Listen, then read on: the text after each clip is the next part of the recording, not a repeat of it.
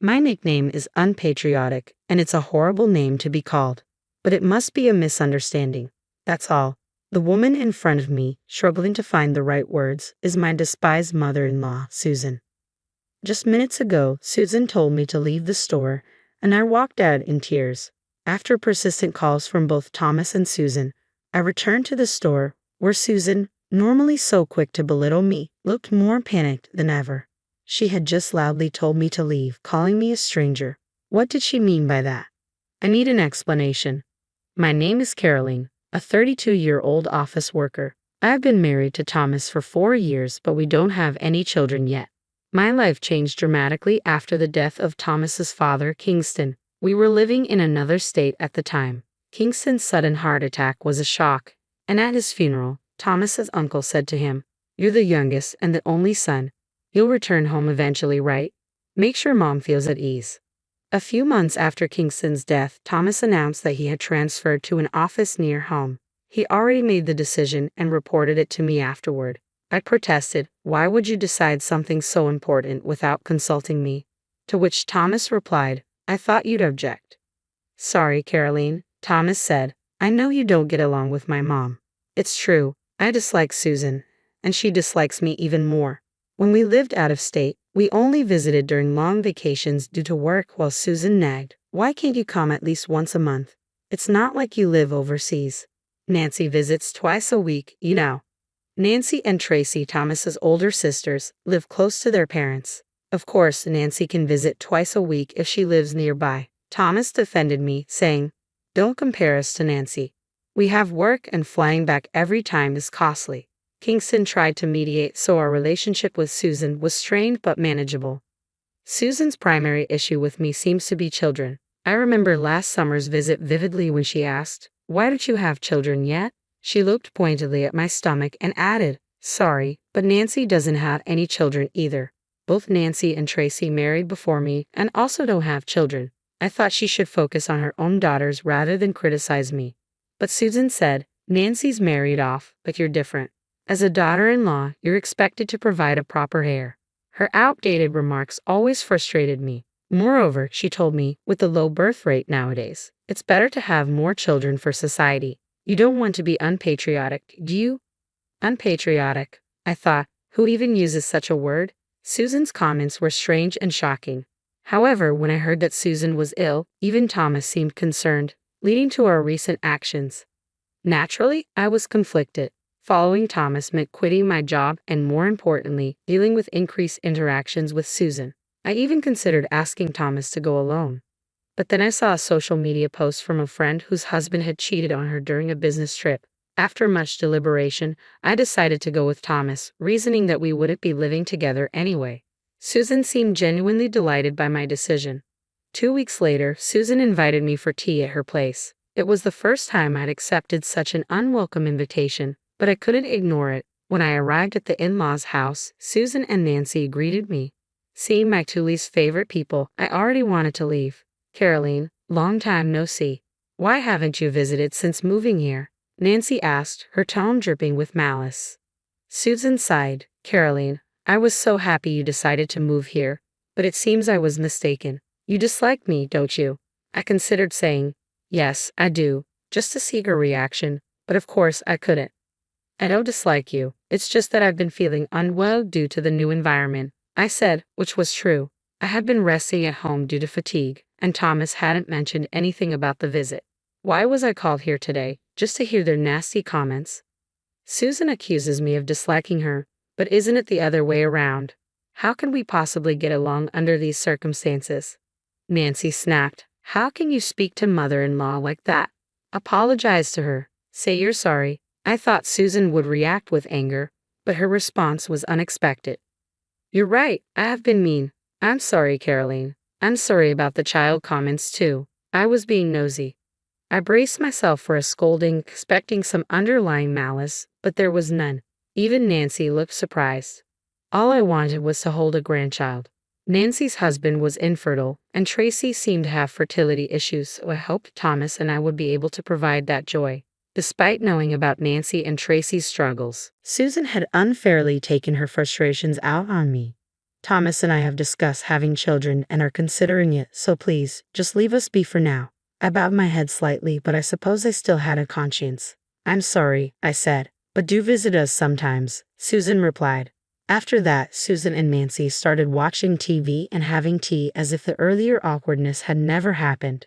I like this announcer, she's so energetic and bright, Susan said, referring to her favorite local female announcer.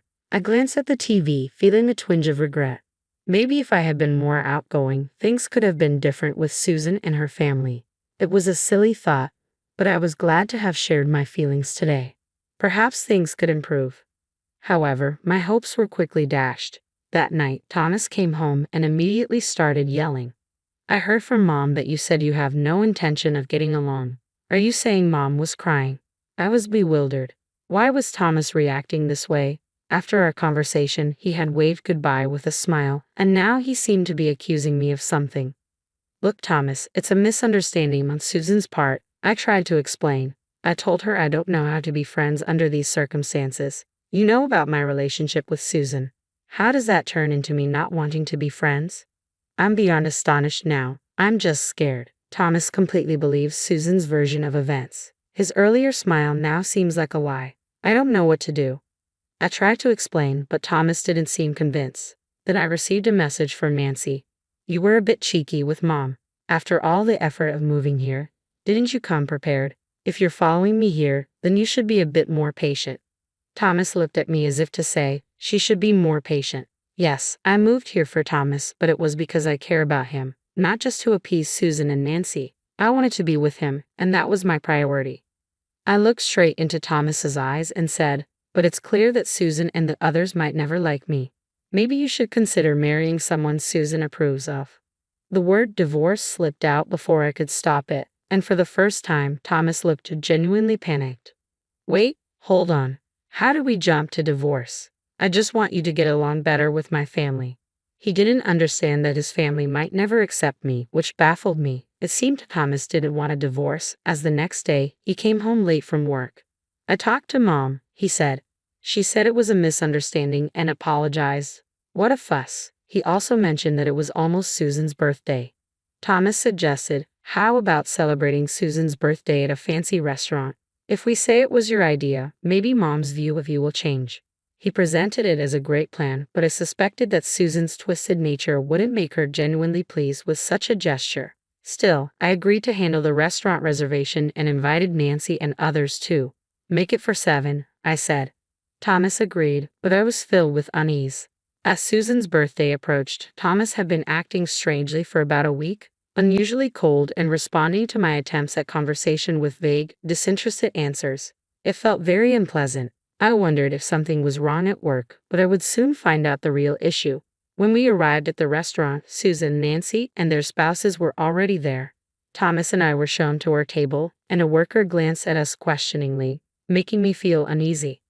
Happy birthday, Susan, I said, but Susan didn't even look our way. Instead, she addressed the group. Thank you all for coming today. I'm blessed to be celebrated by my family. Her deliberate disregard felt like an insult. Nancy looked puzzled. Ha! I thought today was a family gathering, she said, glancing at me briefly. Tracy looked over worriedly. I realized then, I was being completely ignored. If that was the case, I'd simply ignore them in return and leave early. Just as I thought this, a worker approached our table awkwardly. I'm terribly sorry, but the reservation was for 6 people today. I distinctly reserved for 7, I said. Was there a mistake?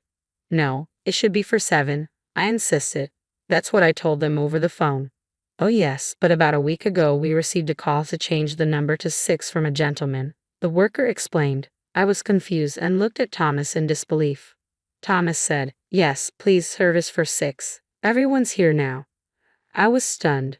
What? I exclaimed. Thomas turned to me, accusingly. I heard from Mom's side that you've been bad-mouthing our family a lot, saying I don't earn enough, and that I'm insensitive. You really had a lot to say, huh? It seemed that a week ago, when Thomas contacted Susan about the reservation, she filled his head with all sorts of lies. Foolish Thomas, without a doubt, believed her. Angry, he had called the restaurant, pretending to be me, and changed the reservation from 7 to 6. The restaurant, hearing the same last name, didn't question it. How could he be so easily deceived in such a short time? Was he really that gullible? With this realization, I felt that there was no point in me being there. Why was I even invited? When I confronted Thomas, demanding that he apologize to everyone present and reflect on his actions, Thomas did the unexpected. He insisted that I apologize to my namaz and then go home alone to think things over. Naturally, I refused. I couldn't admit to or apologize for things I didn't say. And I didn't need a husband who believed his mother's side over his own wife. Frustration brought tears to my eyes. Why had I even followed him? Seeing my distress, Thomas began to panic, but it was too late. Susan watched us with a smug smile, clearly pleased that her plan had worked. Thomas, it's fine, I said coldly. Next time, marry a younger, more docile daughter-in-law. You might have children then, and you'd be happier with that. Susan's words were sharp and Thomas looked lost, burying his head in his hands. Susan turned to me, saying, Caroline, why don't you go back to your parents' house? A daughter-in-law is ultimately an outsider. I can't see you as family. You're not charming at all. So please leave quickly. Her triumphant tones stung. I'd leave even without you telling me. I'd like to see someone who can get along with someone as twisted as you, I retorted and walked out of the restaurant. Thomas's head remained buried in his hands. Tears of frustration welled up again as I hurried away. Just as I was about to exit, I heard someone calling my name. It was Tracy and her husband. Caroline, wait, Tracy said, clearly upset. I couldn't stand it anymore. Mom and Nancy haven't changed at all. I knew the gossip about you was false. When I said I was cutting ties, they just told me to do whatever I wanted. I'm sorry about Thomas. He's always been a puppet for Mom and Nancy. Tracy's voice was laced with genuine concern. My husband's job is finally settling, and we're moving soon. We've decided not to have kids, and about Nancy's side. Just then, my mobile phone rang. The caller ID showed Susan's name, and I thought, what now? As I was about to answer Susan's call, Thomas's name flashed on my phone. What now? I muttered. Tracy and her husband exchanged glances. If you want, Caroline, you might want to go back to the restaurant. You might see something interesting, Tracy suggested before they left, looking satisfied. The phone kept ringing. When I finally answered, Thomas's voice was filled with panic. Ah, Caroline, I'm sorry. I didn't realize it was a lie. The commotion in the background was chaotic. It's too late to start over now. I'll send the divorce papers later, Thomas said quickly before hanging up. I tried to end the call, but he pleaded, wait, can't you come back? Please, it's a lifetime request. Thomas's childish plea almost made me laugh, but my curiosity about Tracy's cryptic words got the better of me. I decided to return to the restaurant. When I arrived, a crowd had gathered around Thomas's table. Speaking into a microphone was Susan's favorite female announcer. The scene was chaotic. No, that's not it. We were just... It's a misunderstanding, Susan stammered, clearly struggling for the right words. Thomas and Nancy looked awkward and uneasy. The announcer, holding the microphone, directed the question to Susan. You loudly said in the restaurant that Caroline is an outsider and should leave. What did you mean by that? Please explain in detail. Tracy's husband, along with the others who had been offended, had left the scene. The whole situation seemed bizarre. I began to understand. This was turning into a spectacle on TV. As I stood there, dumbfounded, I realized I had forgotten to confirm the reservation details. A worker noticed my confusion and approached. The scene earlier had indeed been quite chaotic. It turned out there was a TV recording scheduled at the restaurant that day. Although the dining area was semi-private, conversations were easily overheard.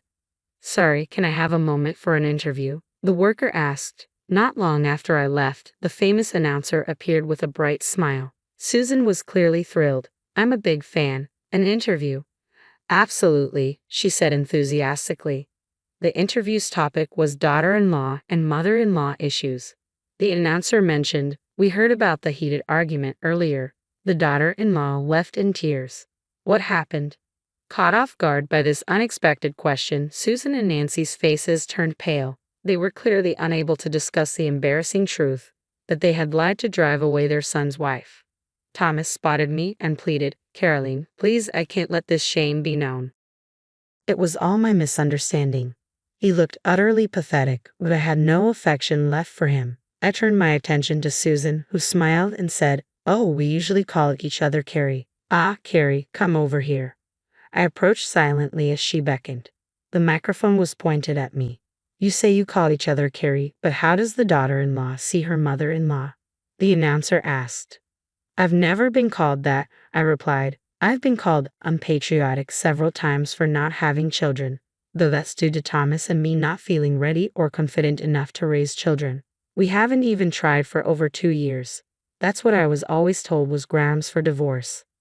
I recounted how Thomas had initially supported me when I first got sick and had to take leave from work. I liked his kindness and followed him here, hoping a change of environment might help. But this was the result. I had no more tears left, no more attachment to Thomas. Seeing Susan and Nancy looking embarrassed and pitiful brought me a small measure of satisfaction. I wondered if this would be broadcast nationwide. As I prepared for the broadcast and anticipated celebrating Susan's birthday, I couldn't help but reflect on what a day it had been. Seeing Susan's distress expression, I couldn't help but smile. Well, since the daughter-in-law is considered an outsider, I guess I should leave. Goodbye, I said, savoring the moment as I exited the restaurant. Despite the shouts behind me, I walked away with a sense of satisfaction.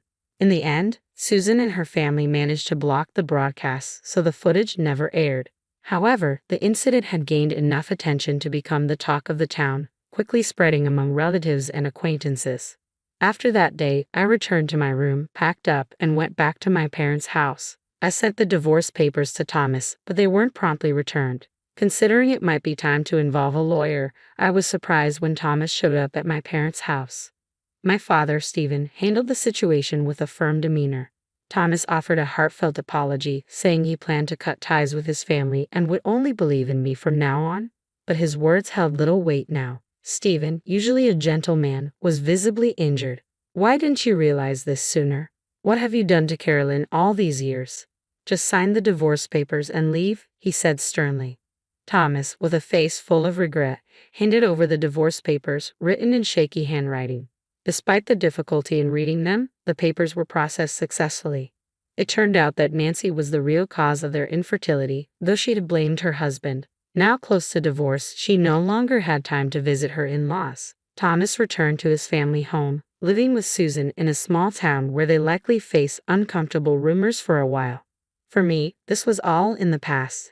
After the divorce, I reconnected with a classmate from my hometown, and we married happily. We were soon blessed with a child, and now have a 2-year-old daughter, and am expecting our second. My new mother-in-law is like an angel, so kind and supportive. Life is unpredictable, but right now, I'm living a happy and fulfilling life.